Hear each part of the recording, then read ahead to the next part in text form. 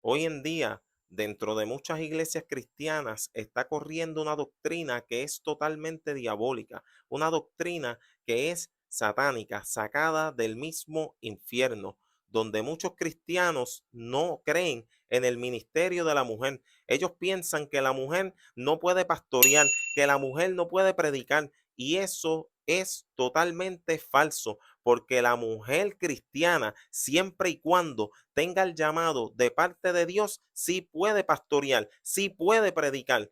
Lo que pasa que este tipo de cristiano utiliza mucho el texto de la Biblia, Primera de Corintios capítulo 14, del verso 34 en adelante, donde el apóstol Pablo exhortaba a las mujeres cristianas a que callaran en las congregaciones. Y ellos también utilizan mucho otro texto que es Primera Timoteo capítulo 2 del verso 11 en adelante, donde el mismo apóstol Pablo exhortaba a las mujeres cristianas a que aprendieran en silencio, porque no le es permitido a la mujer enseñar ni ejercer dominio sobre el varón. Pero hay que buscar el contexto de la historia.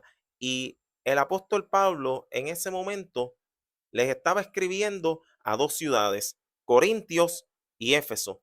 Esos eran dos ciudades que eran paganas. Esas ciudades eran idólatras y esos habitantes de esas ciudades, ellos tenían templos a sus dioses paganos. Pero ¿qué pasa? Esas ciudades, bajo la administración del apóstol Pablo, bajo la predicación del apóstol Pablo, muchos de ellos se convirtieron a Jesucristo. ¿Y qué pasa?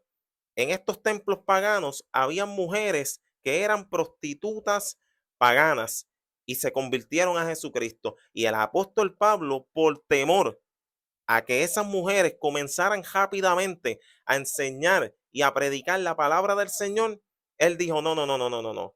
Las mujeres callen en vuestras congregaciones o aprendan en silencio.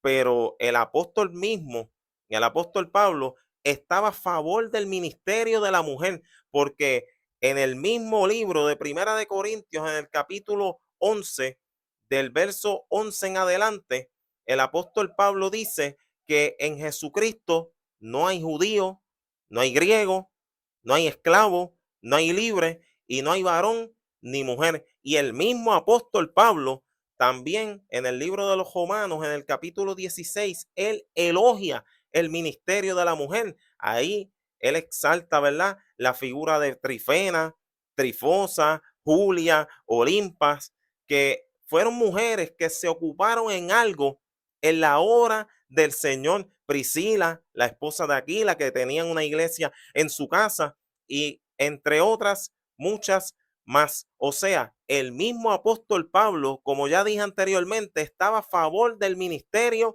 de la mujer. Lo que pasa es que esa doctrina, quien se la inventó fue Juan Calvino, un hijo del diablo, un hombre que no creía en el ministerio de la mujer, pero sí, la mujer cristiana siempre y cuando sea llamada por Dios, sea una mujer que sea separada para Dios, puede predicar la palabra del Señor y puede también pastorear cualquier congregación.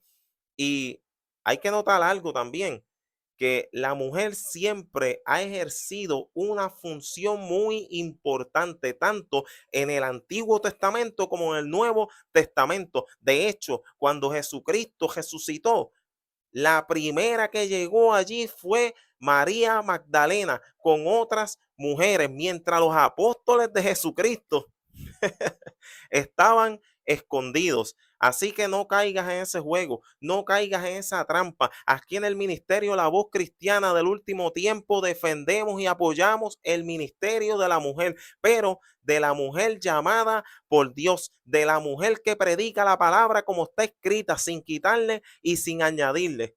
Que Dios te bendiga, que Dios te guarde y recuerda siempre firme en el Señor.